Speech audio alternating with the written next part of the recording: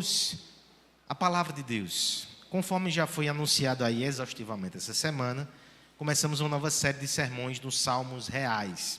Salmos esses dos 20 ao 24, mas antes o prólogo. Começaremos no Salmo 18. Voltamos aos Salmos depois da pandemia, né? Expomos do 1 ao 17 ali, 3 anos depois retornamos, é outro contexto, mas ainda se faz necessário meditar nessa poesia preciosa. Salmo número 18. Retomaremos a partir daqui. São 50 versos. Como é que está a sua agenda para hoje de noite, meu irmão? Nós não vamos ver tudo, tá certo? Nós vamos ler hoje do verso 1 até o 19. O resto fica para a semana que vem. Quem nos visita vai ficar com esse desafio aí para poder acompanhar o salmo completo. Vai ter que vir semana que vem. Eu queria ler com você de forma alternada até o verso 19 e depois nós iremos orar pedindo para que o Senhor nos ajude a entender a sua palavra. Eu te amo, ó Senhor, força minha.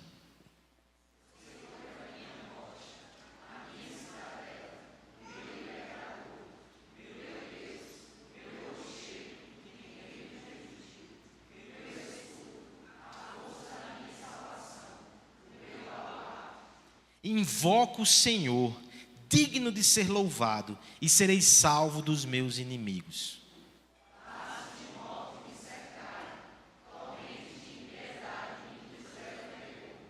Cadeias infernais me cingiram, e tramas de morte me surpreenderam.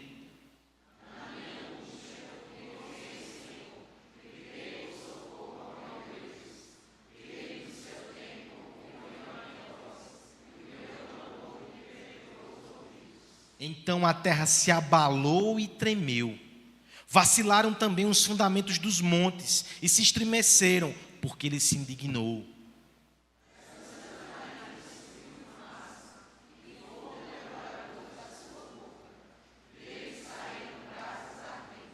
Baixou ele os céus e desceu, e teve sobre os pés densa escuridão.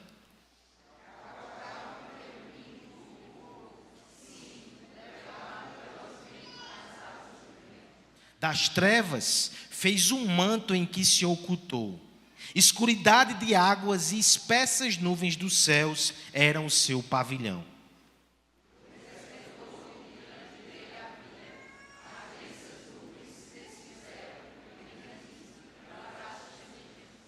Trovejou então o Senhor nos céus. O Altíssimo levantou a voz e houve granizo e brasas de fogo.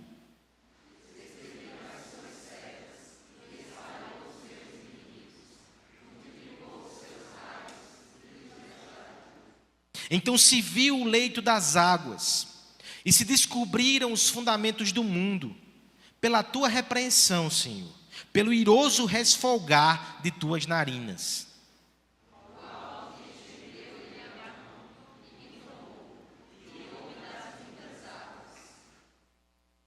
Livrou-me de forte inimigo e dos que me aborreciam, pois eram mais poderosos do que eu.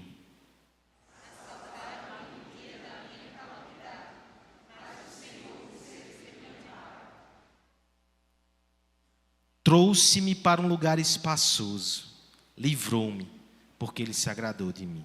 Só até aqui, irmãos. Vamos orar pedindo para que o Senhor nos ajude a entender a sua palavra, a ouvir a sua voz e a sair daqui fortalecido no poder do Espírito. Vamos suplicar, vamos orar, vamos pedir por nós. Pai bendito, estamos diante da tua palavra, Senhor. E nós atestamos que é um texto muito bonito, a poesia aqui. Mas também nós reconhecemos nossa incapacidade de ser instruídos se não for pelo teu auxílio, Pai. Nós queremos ir além da beleza da aparência. Nós queremos escutar a voz do bom pastor. Ajuda-nos, auxilia-nos. Use esse pecador para edificar outros pecadores na tua palavra, por graça, por misericórdia, por bondade. É no nome de Jesus que nós oramos. Amém. Cuidado com o triunfalismo. Ele é muito perigoso. Ele engana e nos deixa despreparados para a vida real. Por triunfalismo, eu quero dizer aquela visão teológica que nos vende uma ascensão contínua, vitórias sucessivas e permanente estágio de graça e conforto na vida dos crentes. Existem músicas, que nos animam nesse sentido e pregações que confirmam essa percepção equivocada, que nós iremos triunfar o tempo todo e que nosso caminho vai ser somente de vitórias. Essa é uma percepção equivocada e, na prática, os crentes experimentam que não é bem assim a vida cristã. Nem tudo é triunfo. Existem também momentos de dores e até fracassos e angústias nos esperam na caminhada cristã. Cuidado com o triunfalismo. Mas eu preciso também lhe alertar contra outro mal, tá certo? Cuidado com a ausência de percepção de triunfo. Muitas vezes os crentes, por excessiva cautela, não sabem nem como aproveitar os triunfos, as dádivas, as graças que Deus nos dá. Isso é muito perigoso, tá certo? Porque quando nós não sabemos apreciar os triunfos de Deus, nós caímos em alguns perigos. Por exemplo, nós podemos ter uma indiferença ingrata. Tanto faz, nem reconhecemos a bondade de Deus. Podemos ter uma timidez que não exalta o Senhor e não testemunha sobre a sua grandeza, porque somos excessivamente cautelosos em dizer que Deus nos abençoou. Será que não há triunfo na vida cristã? Agindo assim, nós podemos, inclusive, por falsa piedade, não exaltar a Deus nas suas vitórias, mas acabar no final exaltando a nós mesmos, como os homens do mundo fazem.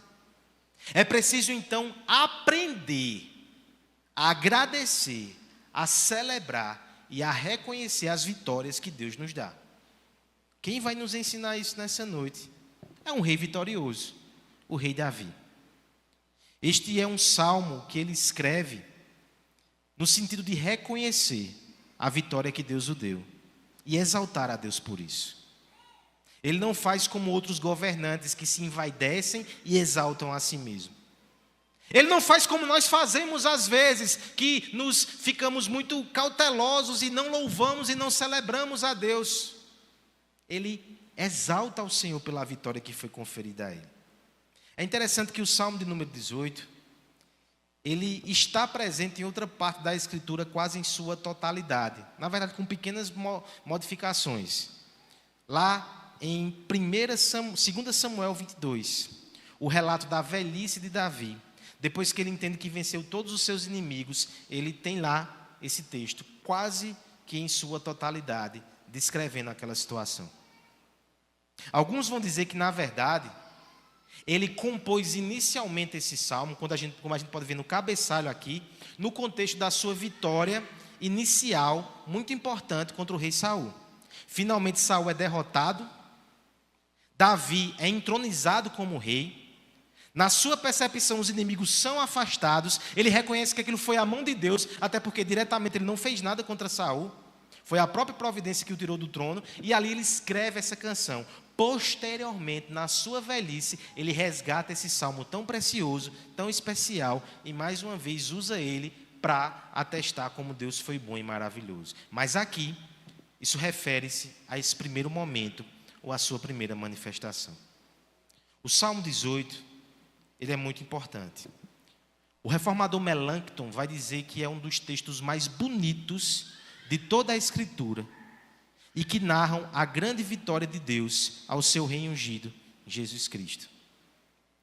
Outros pais da igreja vão relatar que é a vitória de Cristo em termos tão completos que abarcam inclusive a sua ressurreição. O Salmo 18 é muito importante. Deixa eu explicar a sua importância dentro do Saltério, dentro do primeiro livro do Saltério. Nós, alguns anos atrás, começamos a considerar esse livro. E o que nós vimos? Que do Salmo 1 ao 41, há um grande eixo temático.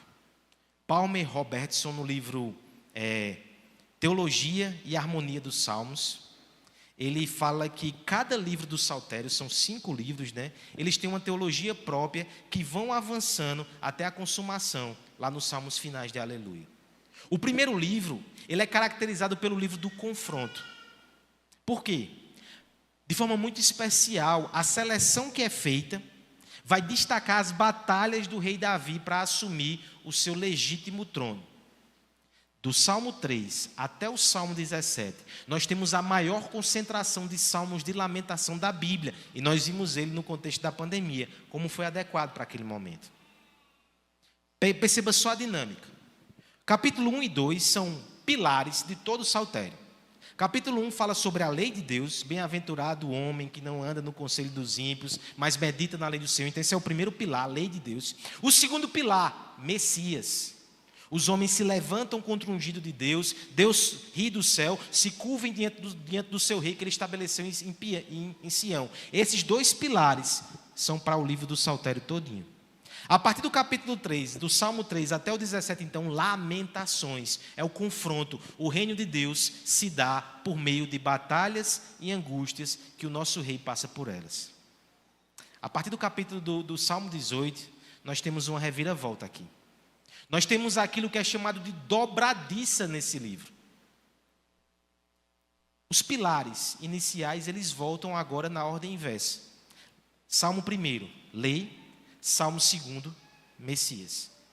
O que acontece aqui é que o Salmo 18 é o Messias, fala da entronização de Davi, representando Jesus Cristo. E o Salmo 19, tão conhecido, os céus proclamam a glória de Deus, também fala da lei de Deus como uma revelação ainda mais valiosa que a revelação na criação. Então, os pilares voltam. O Messias vai ao trono, a lei é colocada como fundamento da religião de Israel. Depois disso, nós temos Salmos 20, 21, 22, 23 e 24 como salmos reais. A coletânea de salmos reais, elas vêm depois da entronização de Davi e do Salmo 19, que coloca a lei de Deus no centro da religião judaica. Olha o saltério aí desenhando para nós uma história.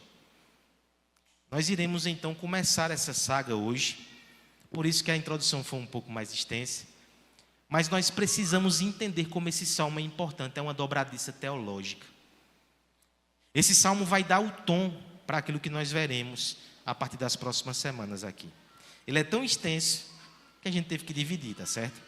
Basicamente o que acontece nos versos dessa poesia. Do verso 1 até o verso 19, nós temos a descrição da vitória de Davi sobre o seguinte ângulo: foi Deus que fez. Você vai perceber, você já viu na leitura, que Davi não se coloca nessa história, senão como aquele que era vítima e foi beneficiado pelo Senhor. O seu propósito é dar toda glória ao Deus da sua salvação, ao Deus que lhe deu vitória. Por isso o tema do sermão dessa noite é a vitória de Deus. A vitória é de Deus. Davi nos ensina isso. Depois, na segunda parte, que fica para a semana que vem, nós vamos ver Davi sendo inserido nessa história. Porque a vitória é de Deus, mas foi também por meio dele que ele foi usado nesse processo, o rei ungido conquistando a vitória sobre a bênção de Deus, semana que vem, tá certo? Para hoje, então, nós iremos considerar a primeira parte desse texto, que nos ensina que a vitória é de Deus. A vitória é de Deus, porque o nosso Deus, em primeiro lugar, nos protege, versos 1 a 3. Depois a vitória é de Deus, porque em segundo lugar, o nosso Deus guerreia por nós, versos 4 a 14. E por fim, a vitória é de Deus, porque Ele nos liberta, versos 15 a 19. Perceber Deus agindo, reconhecer a sua intervenção, é glorificá-lo nas vitórias que Ele dá. E é claro que a principal vitória é a salvação. Davi, sua história e seu salmo nos ensinarão isso, porque apontam para a vitória de Cristo, é de Cristo. Primeira verdade, então, desse texto, irmãos, é que a vitória é de Deus, porque é Ele que nos protege. Versos 1 a 3, peço que a igreja me ajude nessa leitura, nesse momento, tá certo? Vamos lá, uma só voz. Eu te amo, ó Senhor.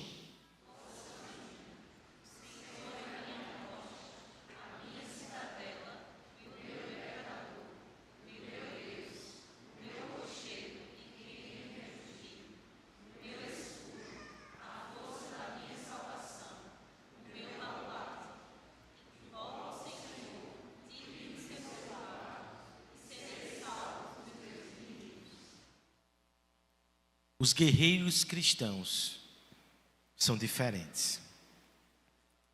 A analogia da guerra ela é presente desde o Antigo Testamento. Inclusive, o nosso Deus é designado como Senhor dos Exércitos.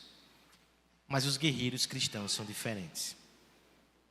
Efésios capítulo 6, por exemplo, vai descrever a armadura que o cristão deve usar. Depois você olha esse texto com calma. Nós temos ali o capacete da salvação, a sandália, o cinto, o escudo da fé, uma espada. Agora interpretamos mal quando imaginamos que essa espada é a espada do guerreiro medieval, né? Que acerta os seus inimigos de longe, que ataca e que avança nas hostes e nas frentes inimigas. Não é. Aquela descrição ali é a descrição de um soldado romano, que muitas vezes ele avançava por meio de defesa. Montava-se uma legião, a legião fazia a falange romana, colocavam-se um escudo grande, capacete, proteção, os inimigos vinham para cima e a espada era uma espada mais de defesa do que de ataque. Se você chegasse muito perto do escudo, você ia perceber que a espada também servia para atacar, tá certo? Mas a ideia é que é uma posição de defesa, antes de tudo. É interessante que nós encontramos esse primeiro princípio aqui, ilustrado na vida do rei Davi. Davi era um guerreiro formidável. Em certa ocasião, ele matou mais de 1000 filisteus diante de um desafio. Trouxe os seus prepúcios e levou até Saul, que o desafiara. Ele sabia lutar. Mas nós percebemos que no relato de Davi, o que é que ele destaca primeiro? Não é o seu intento de avançar, é o seu desejo de se proteger. Proteção e abrigo que ele encontrou em Deus. O soldado cristão é diferente. Ele se defende. Mais do que avançar e atacar alguém, nós nos defendemos. Olha que interessante a descrição que nós temos aqui nesse texto. Primeiro, temos uma declaração de amor aí, principiando toda a descrição. Eu te amo, ó Senhor. Essa frase aqui pode te chamar a atenção porque num relato de guerra você começar com a declaração, né, aparentemente romântica, até parece destoar, mas na verdade quando nós analisamos o texto, destoa mesmo. A palavra usada aqui para amor, racan, ele é um termo raríssimo no Antigo Testamento. Não é o termo comum e usual que usa-se para falar sobre o amor de Deus, especialmente se for homens com relação a Deus. Às vezes, pouquíssimas vezes que aparece no Antigo Testamento, refere-se ao amor de Deus em favor dos homens, e não ao amor dos homens em favor de Deus. Racan. Essa palavra, ela é rara, muito emotiva, e alguns comentaristas vão dizer que ela parece ser até impulsiva, porque ela é intensa. As possibilidades de tradução vão de um amor ardente, alguém traduziu assim, eu te amo, ó Senhor, de forma ardente. Calvino, com mais cautela, mas também dando a devida, né, importância a esse termo, vai dizer assim, eu te amo, ó Deus, afetuosamente. Veja que não é um termo comum. De uma forma literal, alguns traduzem ainda que esse amor é o amor das entranhas. Olha que declaração bonita para você fazer para sua esposa, né? Declaração das entranhas. A ideia aqui do texto bíblico é que mexe com você. Sabe aquele frio na barriga? Sabe aquela dorzinha que dá aqui no pé do umbigo? É o amor das entranhas. Ele mexe com as suas emoções. Outros vão traduzir esse movimento interior como o amor do ventre. Se é um amor que mexe com o nosso interior, né? É o amor da mãe que tem o seu filho ali. É interessante que Isaías, capítulo 49, vai usar esse termo. Quando fala sobre Deus, quando diz assim, ó, mesmo que uma mãe esqueça o seu filho que está no ventre, eu não esqueço vocês. É a ideia do amor bem profundo. O amor de mãe, o amor de entranhas, o amor intenso e apaixonado. Qual a importância de entender essa declaração logo no início do texto? Isso tem algumas implicações. Primeira delas, antes de falar sobre o livramento de Deus, a dádiva de Deus, aquilo que Deus faz, Davi coloca de forma muito clara que ele ama esse Deus. Não é uma posição utilitarista, Deus me serve, por isso eu o louvo, eu o amo.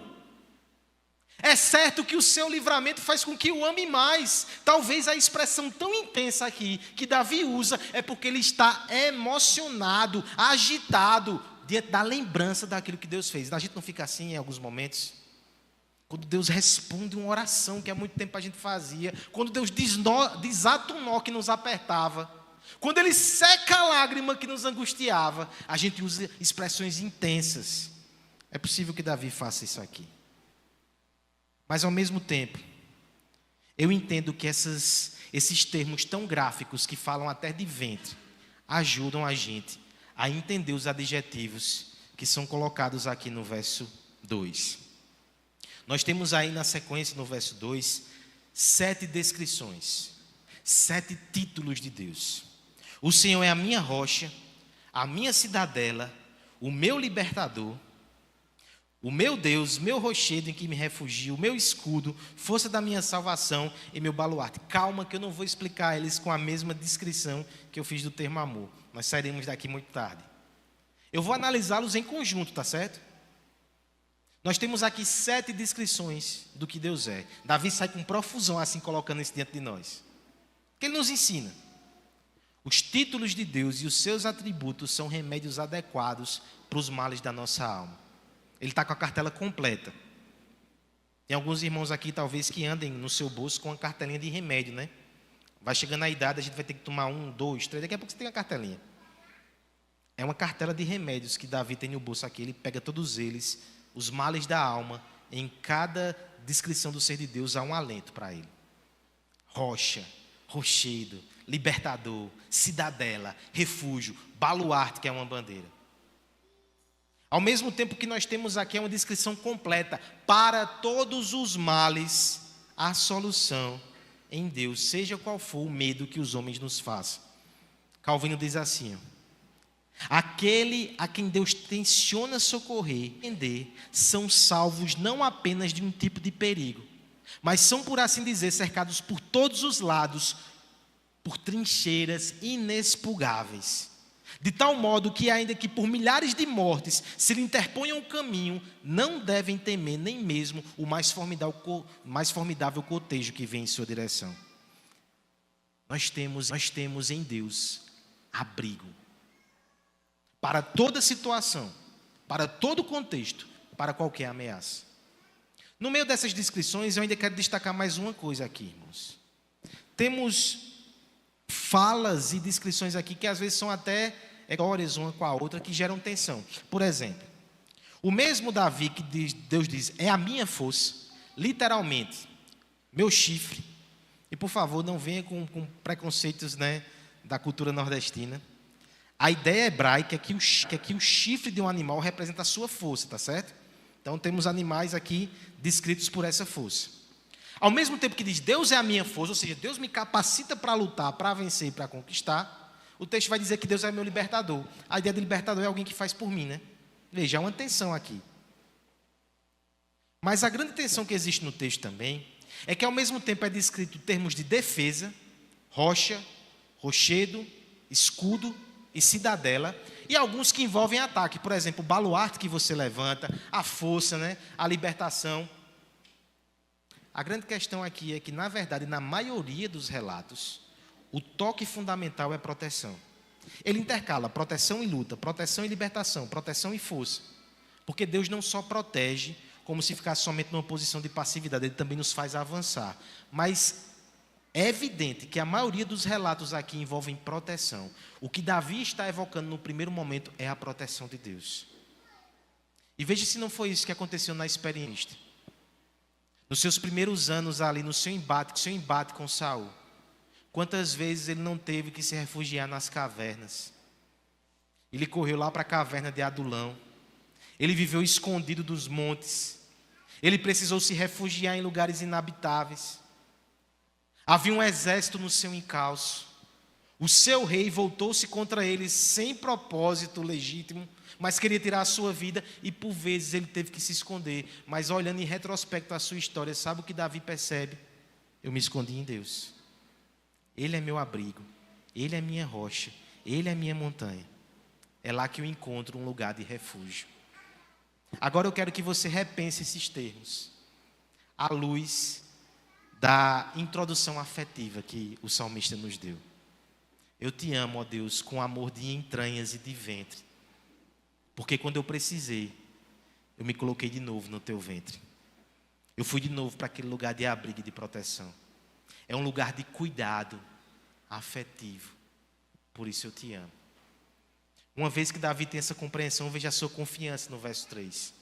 Invoco o Senhor, digno de ser louvado, e serei salvo dos meus inimigos.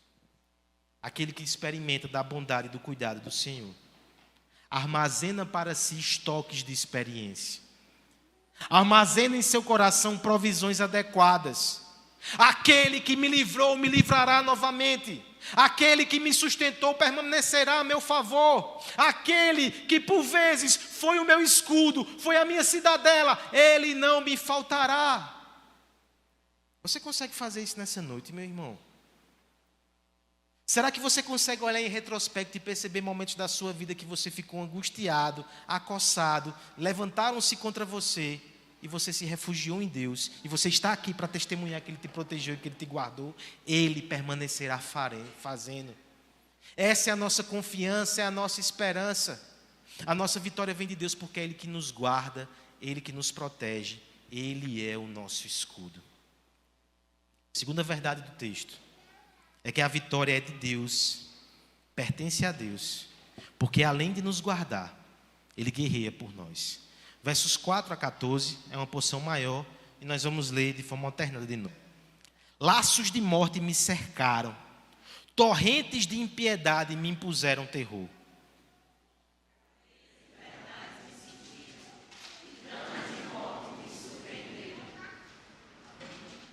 Na minha angústia, invoquei o Senhor, gritei por socorro ao meu Deus. Ele do seu santo templo ouviu a minha voz, e o meu clamor lhe penetrou os ouvidos.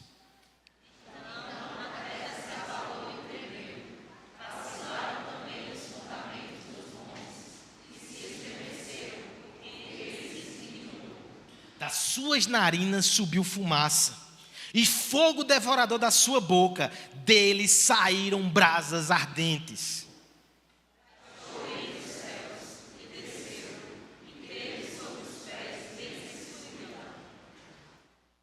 Cavalgava um querubim e voou, sim, levado velozmente nas asas do vento.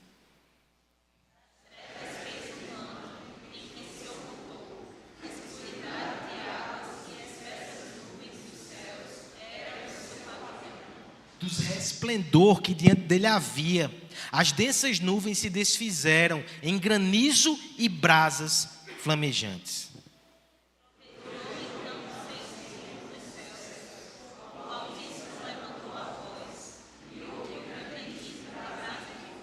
Despediu as suas setas, espalhou os meus inimigos, multiplicou os seus raios e os desbaratou. O que nós temos aqui, irmãos, é uma descrição da intervenção de Deus em termos cataclísmicos.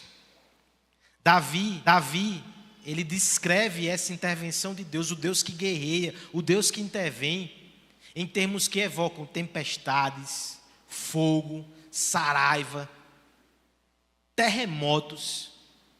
Mas aí alguém levantou a seguinte questão, e eu quero começar com ela na apreciação desse texto. Quando foi que isso aconteceu com Davi?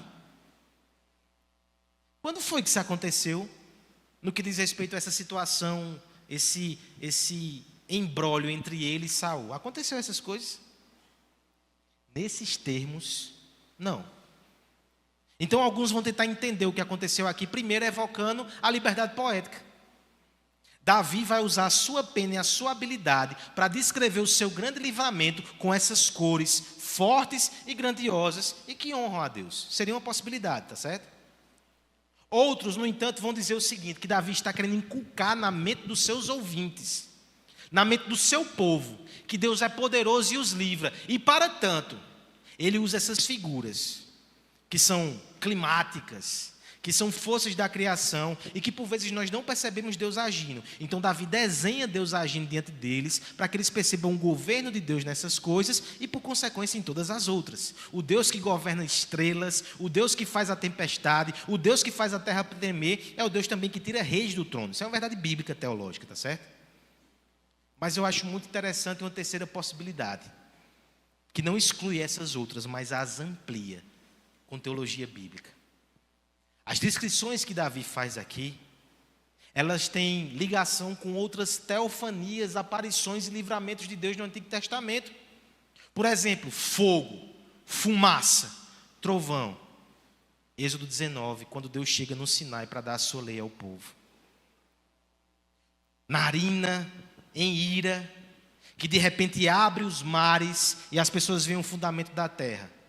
Essa descrição que está no verso 15, que a gente vai ler daqui a pouco, é a descrição equivalente ao êxodo, quando as águas do mar se abrem.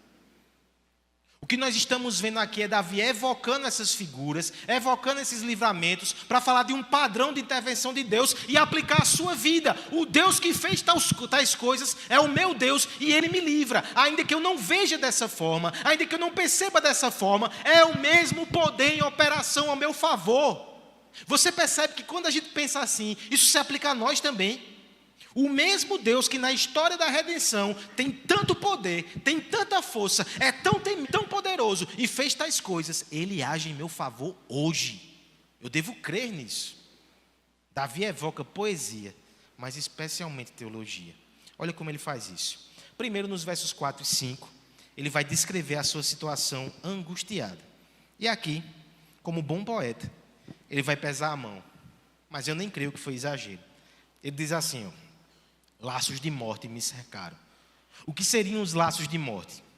Quando os caçadores eles iam pegar animais ferozes e selvagens, eles pegavam cordas bem grossas e cercavam aquele animal a uma certa distância segura, tá certo? Chegavam muito perto não. Mas então eles se posicionavam de longe e eles iam apertando as cordas. A ideia é que o animal ia ficando acossado ali no meio da armadilha, e chegaria no momento que eles dariam um nó e as cordas de morte apertariam o animal selvagem. Acontece que aqui não é um animal selvagem não, né? É um homem que está cercado por essas cordas. Segunda figura usada ainda no verso 14. Torrentes de impiedade me impuseram terror. É bonita a poesia, mas ele evoca uma situação difícil. O povo hebreu estava acostumado com mudanças climáticas mais fortes do que as de Campina. Se você reclama da sua alergia, imagina esse povo aqui, né, quando vivia nesse cenário. Num território pequeno, eles tinham vales profundos e montanhas elevadíssimas, onde nevava. Havia também desertos, rios, olha o contraste. O que acontece nessa configuração? O rio Jordão, por vezes, era inundado repentinamente, porque as montanhas do Líbano, no verão, elas derretiam e aquela água descia, formando essas torrentes inesperadas. Então, de repente, tudo era inundado. Davi está evocando essa figura aqui, torrentes de impiedade me puseram terror. Assim como alguém poderia estar ali nos seus afazeres, nem se apercebeu que o tempo virou e de repente uma torrente invadia a sua casa com aquelas águas desvairadas e desgovernadas. Foi assim que Davi se sentiu quando a impiedade veio contra ele. Eu posso, de forma muito gráfica, lhe exemplificar isso com a seguinte situação. Certa vez Davi entrou no palácio, falando das vitórias que teve em nome do exército de Deus, para parabenizar e até tributar ao rei Saul aquele feito, e de repente sabe o que Saul faz? Ele pega uma lança e atira na direção de Davi. A sua perícia naquele momento não foi muito boa, passou raspando, então torrentes de impiedade de repente o surpreendiam. Cadeias de morte o cercavam. É interessante que o verso 5 vai repetir as mesmas ideias em paralelismo e vão nos ajudar a interpretá-lo. Cadeias infernais me cingiram, a mesma ideia, preso, acossado, coisas infernais. E depois, tramas de morte me surpreenderam. Esse era o cenário de Davi. Muita angústia, muito temor, muito medo, grande perigo. O que é que ele faz então? Cercado por todas as direções, oprimido, onde ele olhasse, ele veria riscos. Por todos os lados estava cercado de maldade. Olha o que ele nos ensina no verso 6. Na minha angústia, invoquei ao Senhor, Gritei por socorro, oh meu Deus. Ajuda, Senhor. Porque eu estou cercado de males. Não há uma direção segura para mim, mas o céu está aberto. Eu posso olhar para o céu, eu posso clamar. No seu santo templo, Deus recebe a minha oração. Olha se não é isso que diz o texto. Ele do seu santo templo ouviu a minha voz, o meu clamor lhe penetrou os ouvidos, uma vez que a oração foi recebida. Olha como Deus vai agir agora a partir do verso 7. Então a terra se abalou e tremeu, vacilaram também os fundamentos dos montes e se estremeceram, porque ele se indignou. Mexeram com alguém que Deus ama. A Escritura vai nos descrever em algumas situações como a menina dos olhos de Deus. Mexeram em alguém que era precioso para o Senhor. A oração chega até ele se indigna e ele começa a se mover com passos pesados. Toda a terra treme. Você lembra do seu pai? Quando de repente ele dá um grito dentro de casa e ele vem na sua direção cheio de fúria, cheio de cólera. Talvez seja a mãe que você evoca nessa memória, mas os passos são pesados e a casa estremece. Você deveria ser um salmista se você vê as coisas nesses termos. Mas a ideia é que Deus se enfurece, toda a criação sente. Ele vem na direção do seu povo. Das suas narinas subiu fumaça, verso 8, e o fogo devorador da sua boca, dele saíam brasas ardentes. Olha a cena que está sendo desenhada de um Deus furioso a favor do seu povo. Baixou ele os céus e desceu, e teve sobre os pés densa escuridão. Essa última parte me chama a atenção. Porque do pavimento do céu para cima, tem fogo, tem brasa, tem temor. Mas ele desce pisando densa escuridão. É como se fosse a tempestade que se fecha. Sabe o céu quando se fecha e fica escuro? É nesse cenário que Deus vem descendo. Por favor, já prepare o seu coração para algo que vai ser dito daqui a pouco. Muitas vezes a intervenção de Deus para nos salvar, ela vem por meio de uma tempestade, onde parece que tudo vai piorar. O céu está fechando, vai desabar. Não. Deus está vindo intervir. Agora ele cavalga sobre a tempestade. Olha o que acontece ainda no verso 10, como fala sobre a celeridade do Deus que se enfurece para nos resgatar. Cavalga um querubim e voa. Eu sei que essa cena é difícil de imaginar, né? Cavalga um querubim e voa. Sim, levado velozmente nas asas do vento. O paralelismo já ajuda. Os querubins são descritos na Escritura como anjos que controlam as forças da natureza. Ezequiel capítulo 1, Ezequiel capítulo 10, Apocalipse também descreve isso. Seres viventes que controlam as forças da natureza. A mesma Escritura que diz que ele cavalga nas asas do tempo, ele é levado nas asas do vento, diz que ele cavalga nos querubins. A ideia aqui não é que você deve imaginar Deus montado num anjo não, tá certo? Isso é para falar da celeridade, é rápido como o vento. É mais rápido que o vento. Os querubins que manejam o vento, na verdade Deus está acima, governando e conduzindo eles. Vai ser rápido. Como é que a gente aplica isso para nós? Eu preciso fazer esse parênteses. Isso não quer dizer que de imediato Deus vai resolver o teu problema. Davi passou por muita angústia. Até que um dia ele orou e Deus atendeu. Na hora que Deus atende, é rápido. Agora isso pode levar um tempo nos propósitos divinos. Uma coisa você deve saber hoje, meu irmão. Quando houver o amém do céu, a sua petição, ao seu clamor, a resposta vai ser imediata. Você pode ter lutado por anos. Humanamente falando, você, meu Deus, isso aqui vai levar anos para se resolver. Se Deus disser sim, em segundos a causa pode ser revertida e resolvida. Ele voa nas asas do vento. Ele cavalga os querubins. Guarda essa palavra no seu coração. Das trevas fez um manto em que se ocultou. Escuridade de águas, espessas nuvens do céu eram o seu pavilhão. Olha que interessante, eu preciso destacar isso mais uma vez. Ainda que ele venha intervir, resgatar e vencer, ele envolve-se com a escuridão. Muitas vezes nós não percebemos os seus passos, eles estão ocultos. Deus pode estar agindo em seu favor agora, mas você não enxerga, está oculto, envolto em densas trevas. Só que haverá um tempo em que a cortina de escuridão vai se romper. Verso 12. Do resplendor que diante dele havia, as densas nuvens se desfizeram em granizo, em brasas flamejantes. O fogo que havia em cima do pavimento se revela embaixo agora. Trovejou então o Senhor nos céus, o Altíssimo levantou a voz, e houve granizo e brasas de fogo, despediu suas setas e espalhou os meus inimigos, multiplicou os seus raios e os desbaratou. Olha, crianças, a primeira cena lá que eu mencionei, né, era Davi em cima de uma rocha, protegido dos adversários. Agora, a nuvem densa e espessa, que é a presença de Deus, sai atirando trovões do céu e sai desbaratando todos os seus inimigos. Como não perceber isso de forma muito clara e concreta na vida de Davi, ainda que sem a tempestade? Esses dias eu li até sobre a história de uma legião romana que encontrava-se encurralada. E essa legião era composta predominantemente por cristãos. Eles fizeram uma oração naquele momento e caiu chuva.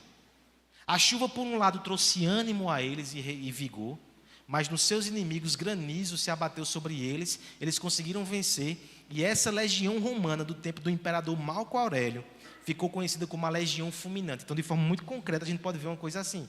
Às vezes Deus faz, né? Só que na vida de Davi, ele pode não ter usado terremoto, trovão e relâmpago, mas ele usou sua mão poderosa. Usou inclusive inimigos para avançar o propósito de Deus na vida dele.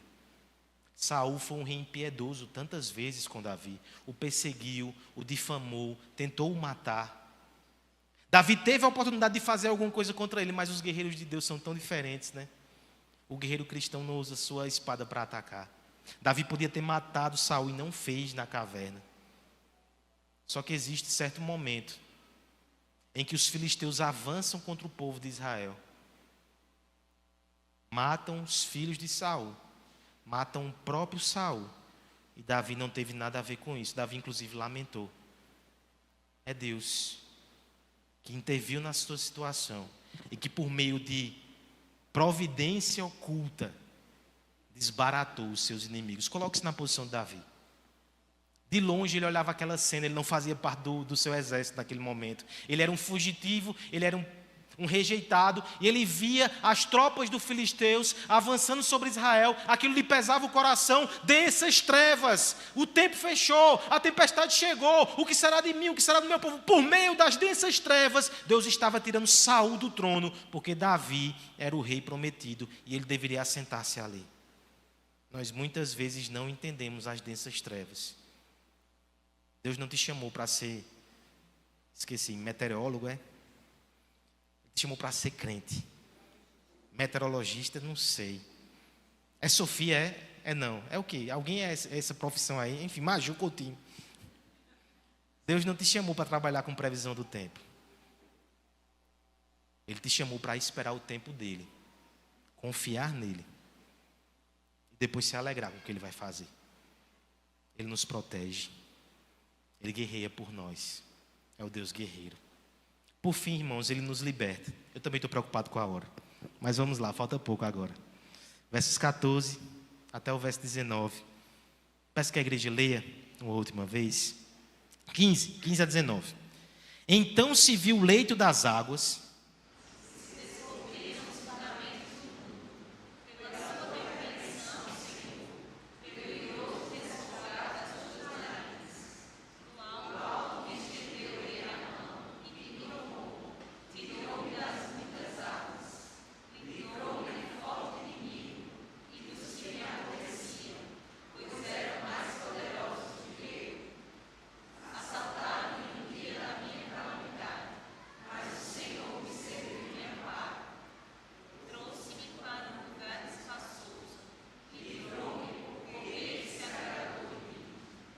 Deus não é o guerreiro que guerreia só por amor à guerra. Esse não é o nosso Deus. Ele guerreia por amor a nós e pela glória do seu nome. A última descrição aqui não é do guerreiro ensanguentado. É do libertador generoso. Veja só como o verso 15 faz essa transição. Então se viu o leito das águas e se descobriram os fundamentos do mundo. Ao mesmo tempo que essa cena descreve o mar se abrindo no Êxodo, mais uma vez evoca passagens antigas. Também diz o seguinte: quando Deus age com terremoto, com trovão, com abalo sísmico, a gente consegue ver o fundamento da terra, as águas se abrem, a gente vê o leito. Olha como ele transtorna todas as coisas. Pela sua repreensão, Senhor, pelo iroso resfolgar das tuas narinas. Agora veja um aspecto interessante. Ao mesmo tempo que Deus age com fúria, refolgada na narina, isso é uma descrição veterotestamentária para a ira. E acho que funciona também, né? Sua esposa, de novo, né? Ao mesmo tempo que ele age com ira, é como se as tempestades elas fossem cessando. As águas vão baixando. Veja o que acontece então no verso 15, verso 16. Do alto me estendeu ele a mão e me tomou, tirou-me de muitas águas. Davi agora descreve-se como alguém que estava sendo afogado pelas tribulações. Mas lembra que Deus vai baixando o nível dos mares. Mas ele não baixa somente os níveis dos mares e deixa que Davi encontre uma rocha. Ele é a rocha! Ele é a rocha! Ele é que vai na direção de Davi. O texto diz que ele pega ele com as suas mãos e o tira de muitas águas. Ele não se distrai na batalha. Ele não tem prazer no derramamento de sangue e nos trovões.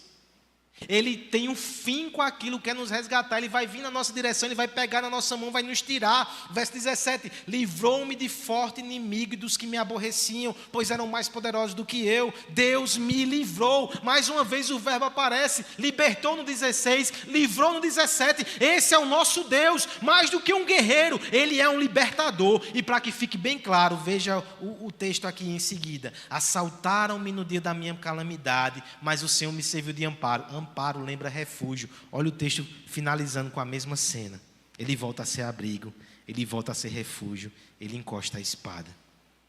Trouxe-me para um lugar espaçoso, livrou-me, porque ele se agradou de mim. Os inimigos oprimiam, sufocavam, as cordas de morte se vi. Deus traz ele para um lugar espaçoso.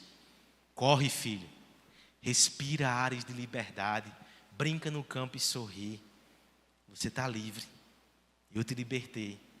É assim que Deus age. O nosso fim é esse, tá certo? Porque Ele se agradou de nós. Ele protege.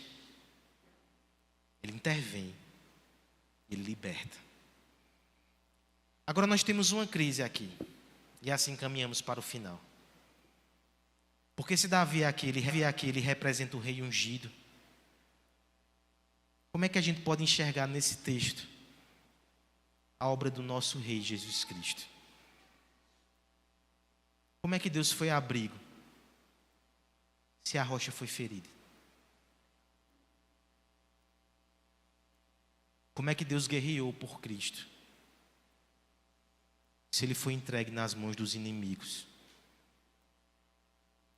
Como é que Deus o libertou se ele foi feito cativo do império das trevas? Será que Deus falhou com Jesus? Se ele falhou com Jesus, o que será de nós? Abra sua Bíblia em Mateus capítulo 27.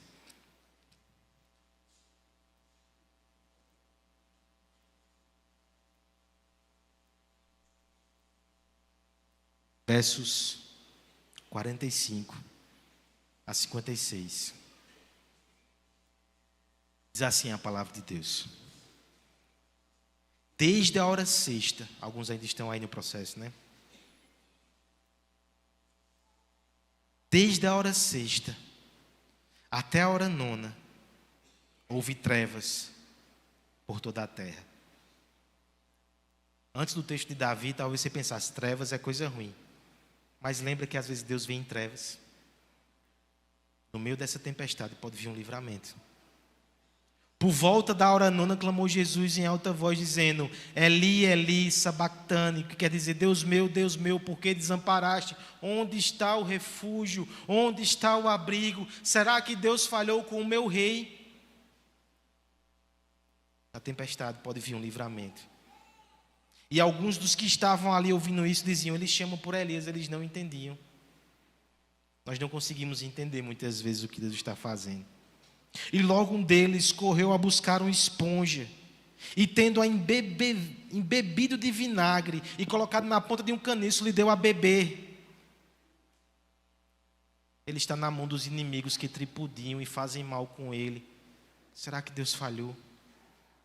Outros, porém, diziam: deixa, vejamos se Elias vem salvá-lo. Deus em Cristo está à disposição dos inimigos. Onde está o Deus que protege? Onde está o Deus que liberta? Onde está o Deus que guerreia?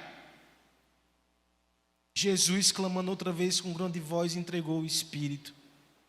Eis que o véu do santuário se rasgou em duas partes, de alto a baixo. Olha o que acontece agora, irmãos. Tremeu a terra, fenderam-se as rochas, abriram-se os sepulcros, e muitos corpos dos santos que dormiam ressuscitaram. Deus estava salvando a mim e a você.